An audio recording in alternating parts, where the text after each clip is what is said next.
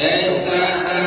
kênh Ghiền Mì Gõ để không bỏ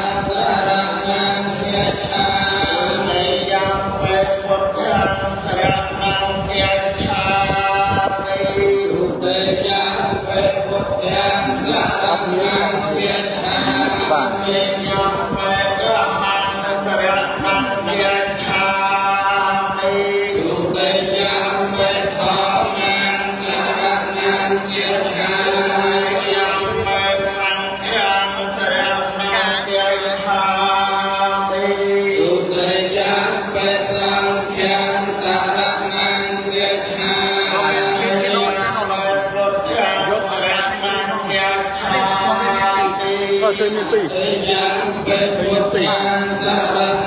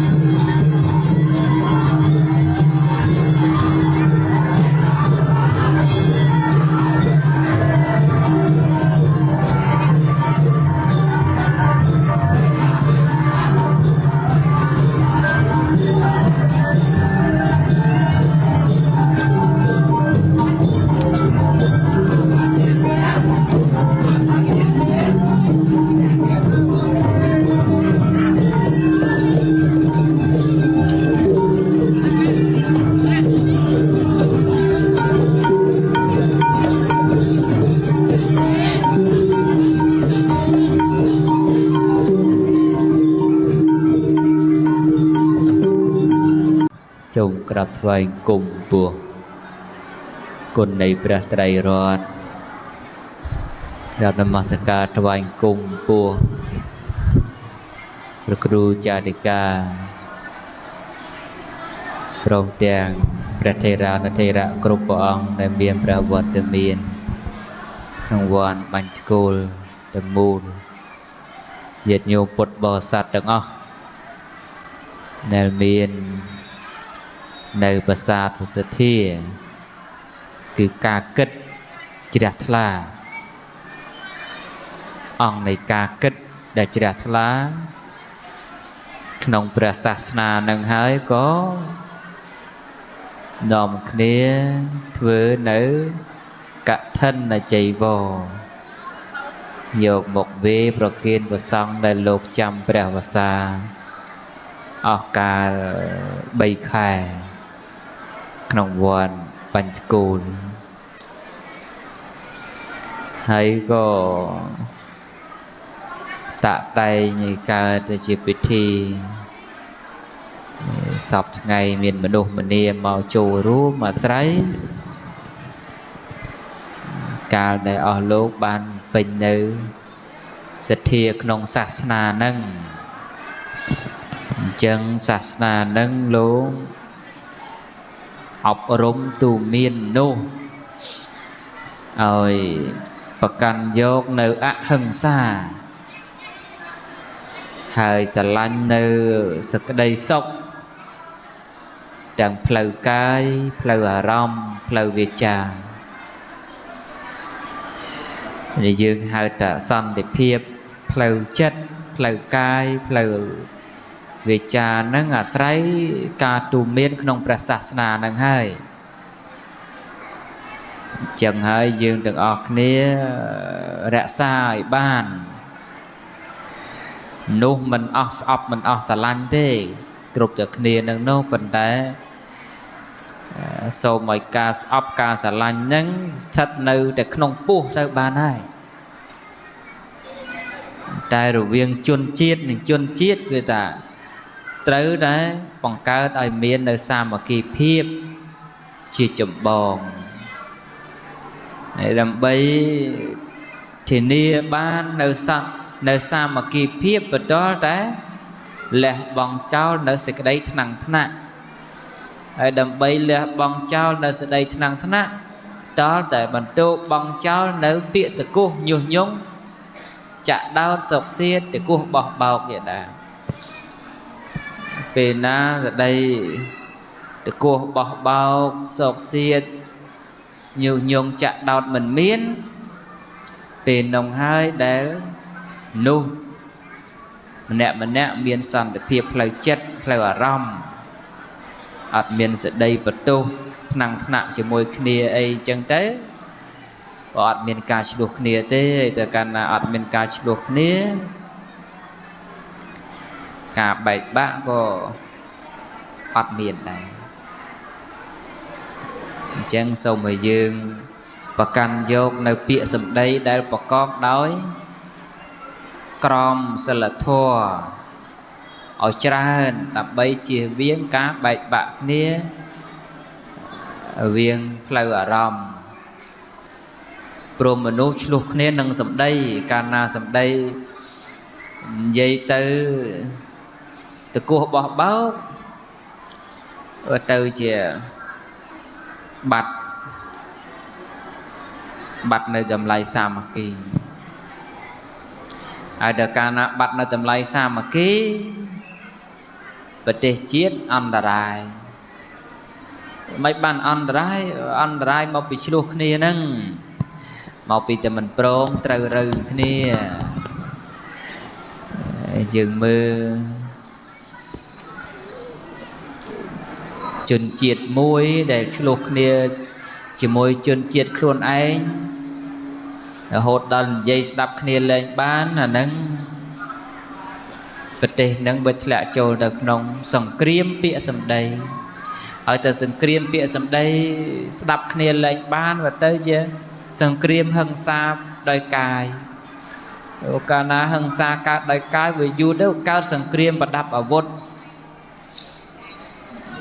អ ấyแต่การសង្គ្រាមប្រដាប់អាវុធហើយប្រទេសជាតិមានពេលឯណាទៅរុងរឿងទៅរីកចម្រើនវាមានតែដើរថយក្រោយ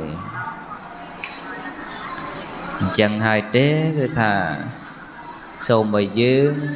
ថែរក្សាវិជ័យសច្ចរិតគឺថាតម្លៃនៃក្រមសីលធម៌រវាងពាក្យសម្ដីតម្លៃក្រមសីលធម៌រវាងកាយវាចានិងចិត្តនឹងឲ្យព្រមទៅដើម្បីរក្សាធានាឲ្យបាននៅអារម្មណ៍មួយដែលប្រកបដោយសាមគ្គីដោយសង្ឃហធម៌សេចក្តីសង្គ្រោះដល់គ្នាខ្ញុំកណ្ដាលអាត្មានោះអត់មានអីវែងឆ្ងាយផ្ដាំផ្ញើទេព្រោះថាដោយសារតែទទួលភារៈមកនេះគ្រាន់តែថាចូលរួមជាមួយនឹងអង្គកឋិនទានសាមគ្គីរបស់ញាតិញោមស្រីប្រុសនឹងហើយមកកាន់វត្តបាញ់ស្គូលយើងហ្នឹងហើយត្រូវមកម៉ោង9មកដល់ហ្នឹងប៉ុន្តែជាប់រវល់ទៅមើលគាសិក្សាថ្ងៃ22ហ្នឹងសម្ពោធមកខ្នងហើយឥឡូវតែធ្វើមួយទៀតត្រៀមធ្វើមួយទៀតជាអំណោយរបស់ព្រះរដ្ឋាភិបាលលោកជួយចំពោះសិស្សដែលពងខ្វះខាតហ្នឹងអញ្ចឹងឡើងតែរវល់មើលហ្នឹងទៅក៏មកនេះយឺតតែមកហ្នឹងគ្មានអីទេមានតែស្ដីផ្ដាំផ្ញើបន្តិចបន្តួចបោះខ្ញុំកណ្ដាលអាត្មាជូនពោះអស់លោកពុទ្ធបរិស័ទស្រីប្រុសថាទីណាក៏ដោយឲ្យតែមានសាមគ្គីភាពហើយលុបបំបត្តិពាក្យញុះញង់ចាក់ដោតសោកសៀតទៅគោះបោះបោកទីនងរមែងមានភាពរីកចម្រើនរុងរឿងប្រទេសណាក៏ដោយឲ្យតែលះបង់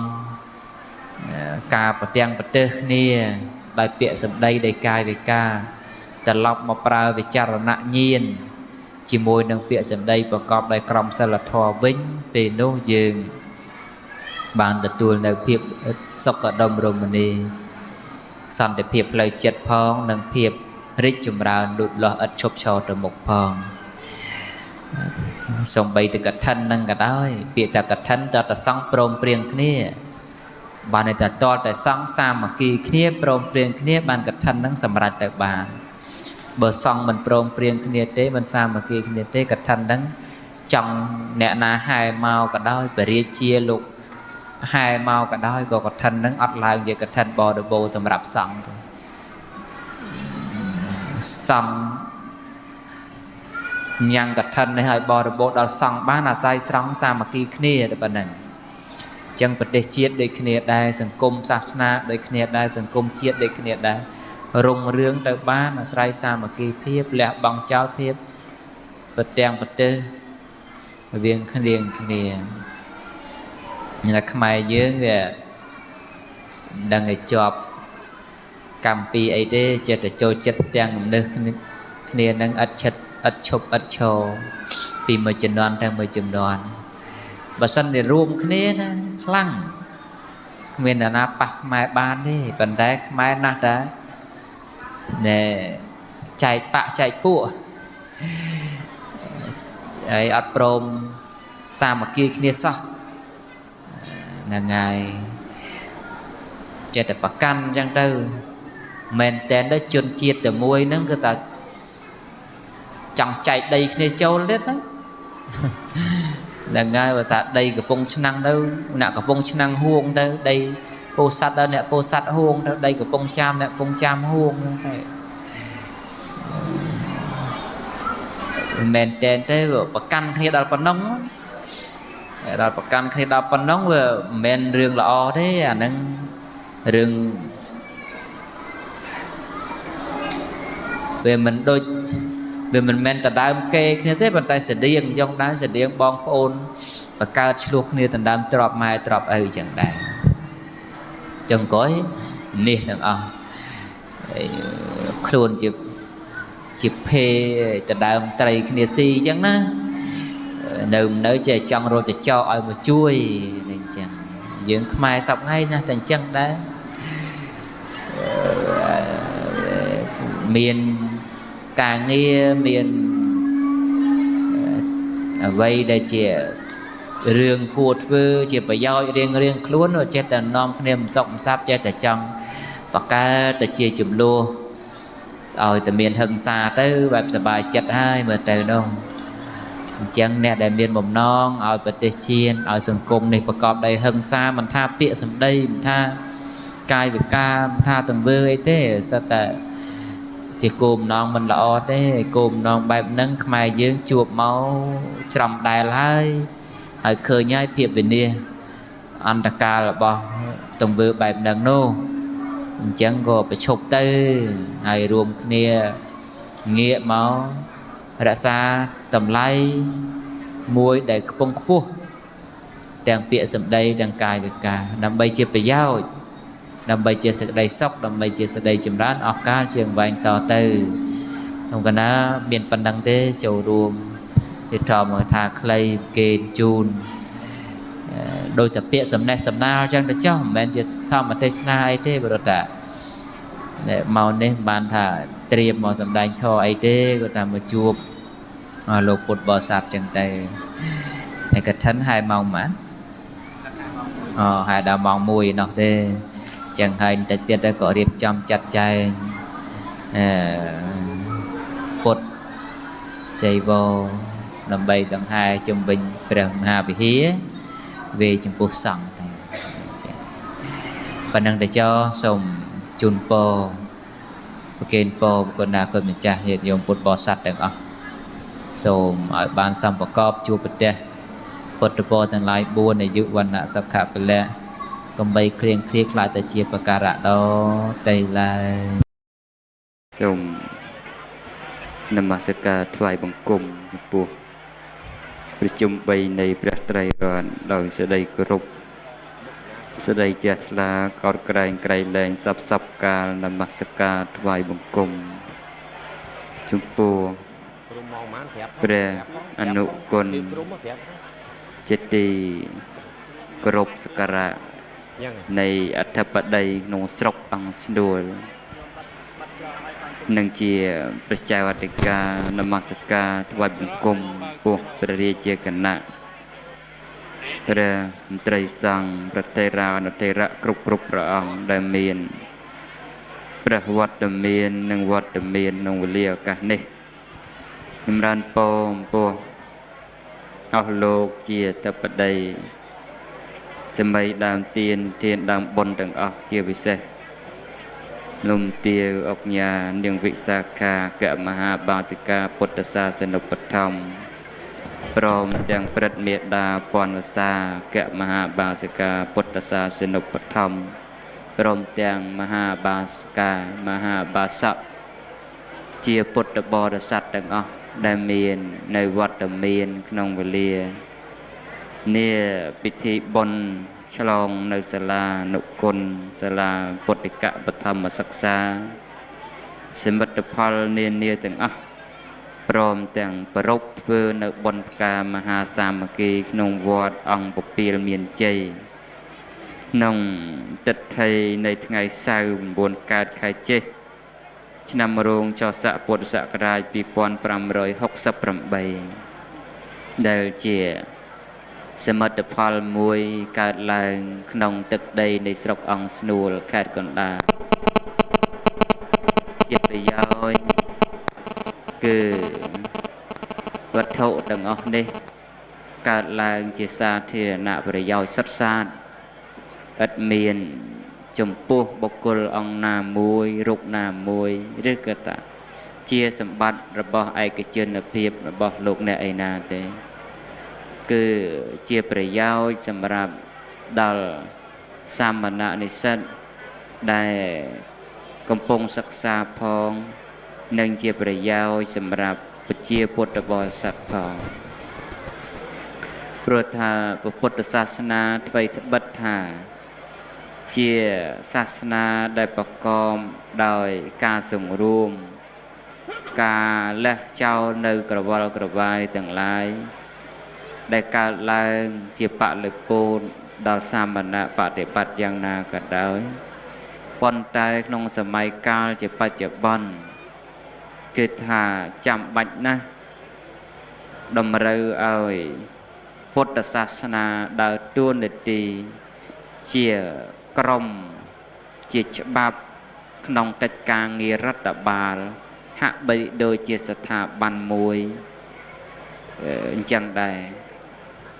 ត្រូវមានការគ្រប់គ្រងរចនាសម្ព័ន្ធរបស់សង្ឃតាំងពីថ្នាក់ក្រោមជាតិរហូតដល់ថ្នាក់ជាតិដូចគ្នាព្រោះស្ថាប័នសង្ឃក្នុងប្រទេសនីមួយជាពិសេសក្នុងប្រទេសកម្ពុជាយើងចែកជារចនាសម្ព័ន្ធសម្ដេចព្រះអគ្គមហាសង្ឃរាជសម្ដេចព្រះសង្ឃនាយកសម្ដេចព្រះសង្ឃនាយករងសម្ដេចព្រះរាជាគណៈព្រះមេគុណព្រះនុគុណព្រះគ្រូឋានានុក្រមព្រះគ្រូចៅអធិការគឺថាស្ថាប័នសង្ឃនេះបានរៀបចំចងក្រងជារចនាសម្ព័ន្ធមួយសម្រួលដល់កិច្ចការងាររដ្ឋបាលដើម្បីងាយស្រួលដល់ការមើលការខុសត្រូវចំពោះរវាងសង្ឃនិងសង្ឃផងងាយស្រួលដល់ការមើលការខុសត្រូវរវាងស្ថាប័នសង្ឃនិងស្ថាប័នដែលពាក់ព័ន្ធផងអញ្ចឹងហើយទើបព្រះសង្ឃត្រូវចាំបាច់មានការប្រព្រឹត្តនៅកិច្ចការមួយចំនួនដែលជាសារៈប្រយោជន៍គោលបំណងគឺដើម្បីធានាឲ្យបាននៅចរិយាធម៌នៅអភិសមាចារៈក្នុងសង្គមសាសនាធានាឲ្យបាននៅការតាំងនៅនៃអាយុកាលរបស់ពុទ្ធសាសនាធានាឲ្យបាននៅការបៀតបៀនអំពីសំណាក់សាសនាដតីដែលចូលមកក្នុងបំណងឬក៏អំពីសំណាក់ពួកជនឯណាដែលមានបំណងក្នុងកិច្ចការមិនចង់ឃើញនៅវិស័យពុទ្ធសាសនារីកចម្រើនជាដើមអញ្ចឹងទើបជាសំណាងមួយសម្រាប់ព្រះរាជាណាចក្រកម្ពុជាយើងដែលបានរដ្ឋធម្មនុញ្ញគឺច្បាប់កំពូលនៃប្រទេសបានតម្កុំតម្កើងនៅព្រះពុទ្ធសាសនាឲ្យជាសាសនារបស់រដ្ឋអាស្រ័យរដ្ឋធម្មនុញ្ញដោយប្រការយ៉ាងនេះទើបពុទ្ធសាសនានេះរឹតតែដើរតួយ៉ាងសំខាន់បំផុតក្នុងចំណោមវិស័យទាំងអស់ជាវិស័យមួយដែលគាំពៀឈរនៅក្នុងចង្កោមនៃបាវចនារបស់ជាតិប្រទេសខ្លះក្នុងបាវចនារបស់ជាតិគេមិនមានបញ្ចូលនៅសាសនាទេប៉ុន្តែគ្រាន់តែមានសាសនាជាទីអបស្ទប់ជាចំណុះឲ្យប៉ុន្តែដោយឡែកប្រទេសកម្ពុជាយើងបានទទួលនៅព្រះពុទ្ធសាសនានេះឲ្យឈរតាំងនៅក្នុងចំណោមបាវចនារបស់ជាតិមានជាតិសាសនានិងព្រះមហាក្សត្រចំណុចត្រង់នេះសរបញ្ជាក់អំពីការយកចិត្តទុកដាក់របស់ប្រមុខរាជរដ្ឋាភិបាលថ្នាក់ដឹកនាំក្នុងសម័យកាលនោះដែលបានបញ្ជ្រាបបញ្ចូលនៅព្រះពុទ្ធសាសនាឲ្យបានតាំងមាំគង់វង្សព្រោះអាស្រ័យដែលលោកមានបទពិសោធន៍ថាពេលដែលសាសនាបាត់ទៅនោះប្រទេសជាតិបានជួបនៅគ្រោះមហន្តរាយដ៏ធំសម្បំសម្បើមធ្លាក់ខ្លួនចូលក្នុងរបបខ្មៅងងឹតដោយសារតែការខ្វះនៅសាសនាដែលជាទីអប់រំបន្ទំកាយវាចានិងចិត្តនឹងឯងមិនយូរទេ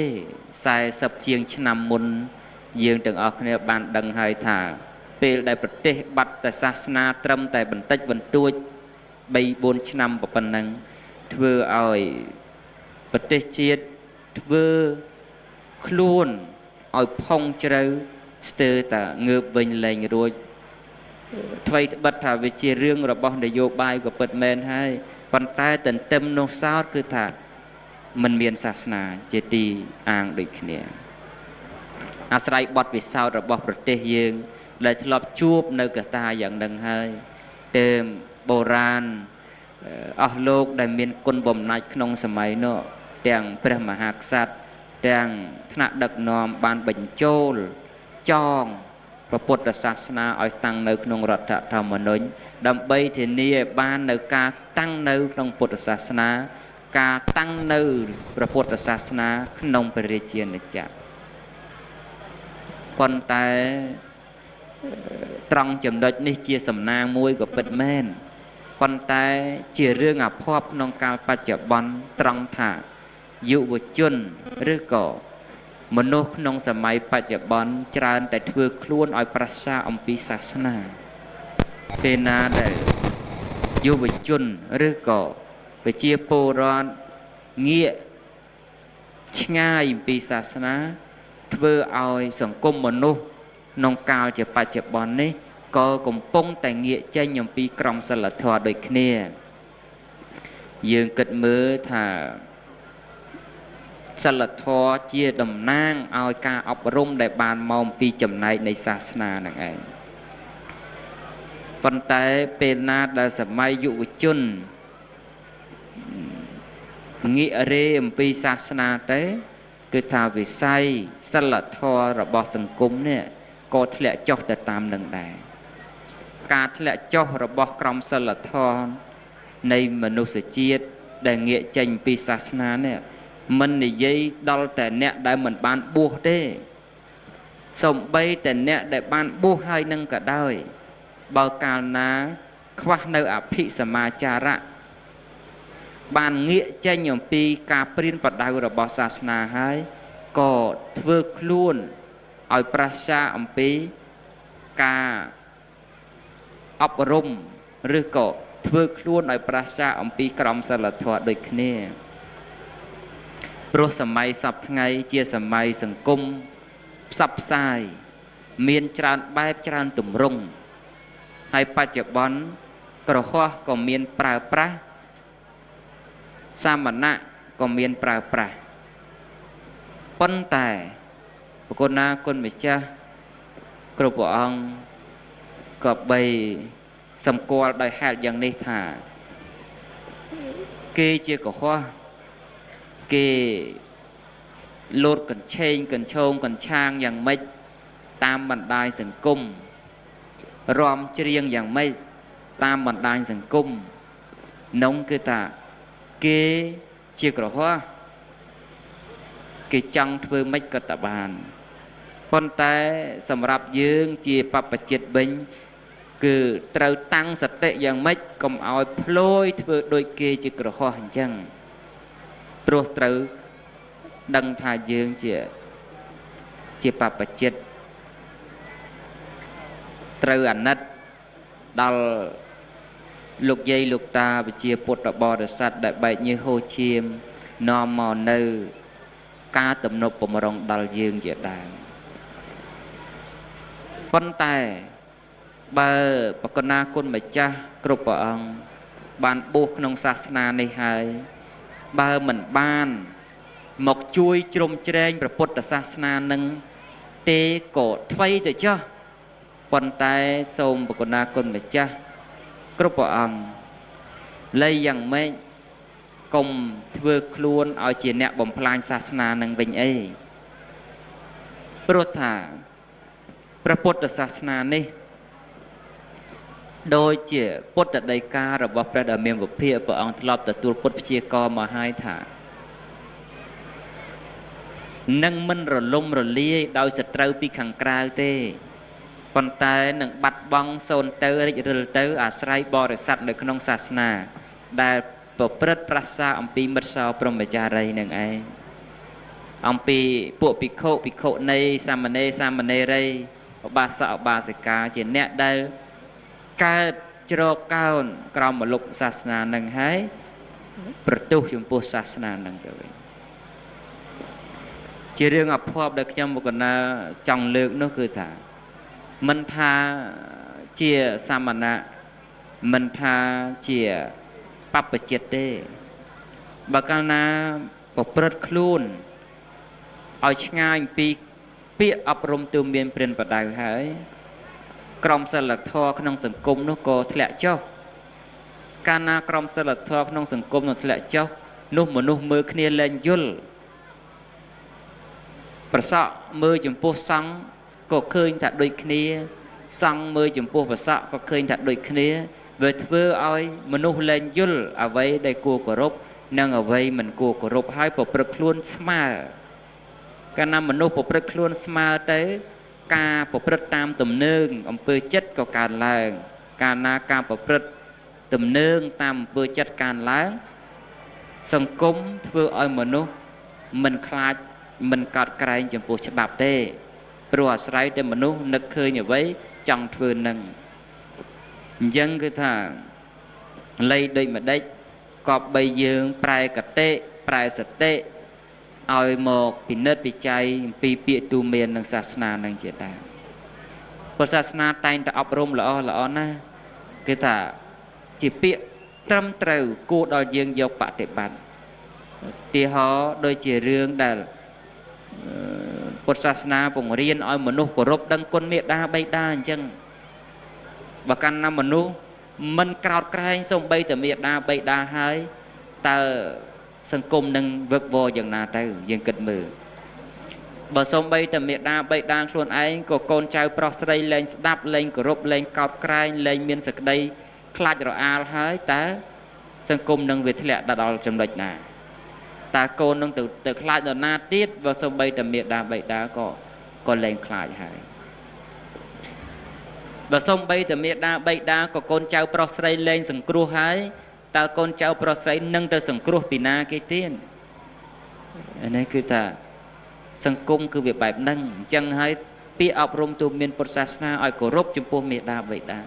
ឲ្យគោរពចំពោះគ្រូបាអាចារ្យឲ្យគោរពចំពោះបុគ្គលជាព្រឹទ្ធាចារ្យឲ្យគោរពចំពោះបុគ្គលជារៀមច្បងនេះជាពាក្យដែលមនុស្សគ្រប់ស្រទាប់វណ្ណៈមិនថាជាតិសាសនាក៏បីប្រកាន់យកដើម្បីរក្សាឲ្យបាននៅសេចក្តីសុខក្នុងរង្វង់គ្រួសារផងក្នុងរង្វង់នៃមនុស្សជាតិផងកាលដែលពុទ្ធសាសនាអប់រំមនុស្សកុំឲ្យស្កាប់សម្លាប់អប់រំមនុស្សកុំឲ្យលួចឆក់ប្លន់អប់រំមនុស្សកុំឲ្យរំលោភបំពានអប់រំមនុស្សកុំឲ្យកុហកបោកប្រាស់អប់រំមនុស្សកុំឲ្យប្រព្រឹត្តក្នុងគ្រឿងញៀនលបែងផ្សេងមានគ្រឿងស្រវឹងអីជាដើមនេះជាការអប់រំទូមានក្នុងពុទ្ធសាសនាព្រោះដើម្បីបង្ការសេចក្តីវិនិច្ឆ័យអន្តរាយដែលកើតឡើងពីទុច្ចរិតទាំងអស់ហ្នឹងហើយបើសង្គមបើថ្ងៃនេះមនុស្សហ៊ានសម្លាប់សត្វថ្ងៃក្រោយការសម្លាប់នឹងទៅជារឿងធម្មតាលែងអីនឹងមនុស្សហ៊ានសម្លាប់មនុស្សគ្នាឯងទេបើកាលណាមនុស្សសម្លាប់មនុស្សគ្នាឯងហើយតើភាពតាំងនៅនៃមនុស្សនឹងបានយូរប៉ុណ្ណាទៅបើមនុស្សលួចឆក់ប្លន់ពេញទឹកពេញដីហើយតើសង្គមនឹងវានឹងទទួលបានផលសុខដុមមកពីណាផងរបងធ្វើទុកបានចំពោះតែសត្វទេប៉ុន្តែរបងធ្វើទុកមនុស្សពិបាកណាស់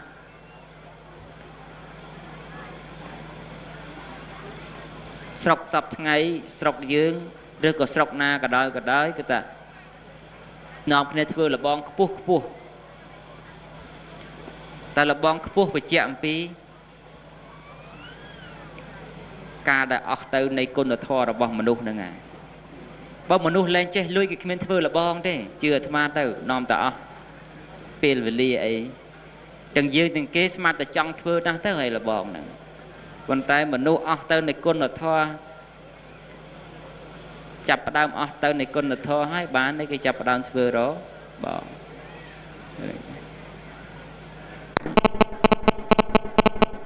ចឹងគឺថាយើងលៃយ៉ាងម៉េចគឺថាបណ្ដោះនៃគុណធម៌ឡើងមកវិញដោយមានសិល5របស់ព្រះសម្មាសម្ពុទ្ធជាគោលហ្នឹងឯងជាគោលហើយភាពដែលព្រះអង្គទូមានឲ្យមនុស្សវាចាកអំពីការប្រព្រឹត្តខុសអសិលធម៌ដោយកាមេសុមិច្ឆានេះគាត់ចង់បញ្ជាក់អំពីការប្រព្រឹត្តទោសនៃកាមគុណបើមនុស្សចេះតែទៅពីបាតណាបាតណីទៅវាធ្លាក់ទៅលើក្មេងៗមិនទាន់គ្រប់អាយុវាធ្លាក់ទៅលើកុមារា có ma rây để nơi tôi nâng vừa ở cao trong cung vức vô priệp bậy đôi mà nụ nâng chỉ sát đây để tràn chẳng cả ọc rung nông Phật sát na này cứ ta trầm trâu ở cho na còn tay na tại dương nông cái nghĩa ngay vì cả ọc rung bài Phật sát na hai từ tao dốc cả đại hô châu lòng pi cả ạ thì vọt bài tùm nớp còn tay mình và cọp đại còng sẽ là thua nữa đôi thả sập ngay lùm hô châu này phiếp sẽ bài đi đi ấy nâng cứ thả miên cướp tùm rung còn tay ca lùm hô châu từng ở nó việc thưa ai mà nó phơi phơn hái prasha ông pi sẽ là thua vì mình men ca đại hô châu này phiếp là ấy bài sẽ là thua thế chỉ ta ca là o đấy men chỉ ca cọ thế ca hô châu từng ở nâng bàn tay ca hô châu từng ở nâng chỉ ca hô châu này phiếp sẽ bài phơn vì mình men chỉ ca hô châu này trong sẽ là thua thế hay trong sẽ là thua này hô châu để tam rồi dạ sát na thế dương men thà Phật sát na thế na sát na xây của miền trong sẽ là thua bao kia đây bàn tay ca đây rồi hô châu này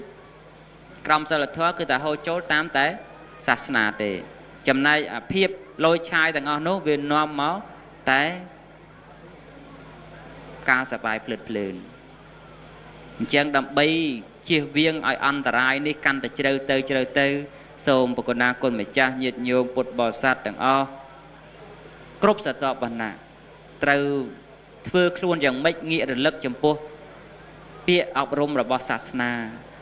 mình bọc cắt thay chỉ bột sát na để sát na na cái đó ao từ miền bịa ở rôm tu miền bên bắt đầu là o hay có bay bọc căn dọc từ đâm bay chia sẽ cái đây sọc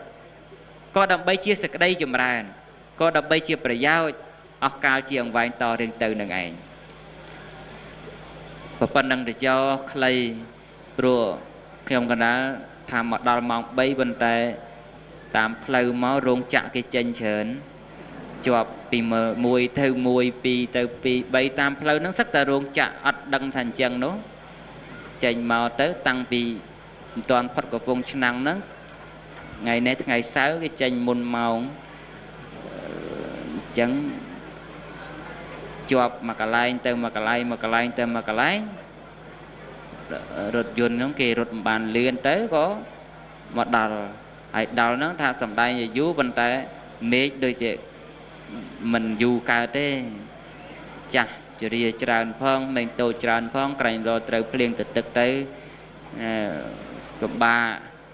chân bậc kiên đọc mấy tí ta nẹt nông ruộng bên ấy thấy nè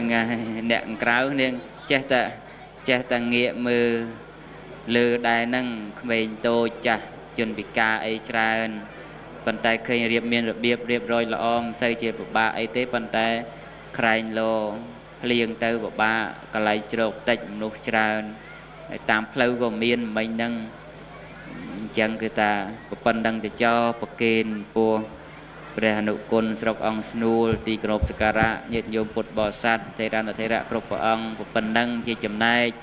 ធម្មកថាខ្លីប្រពជូន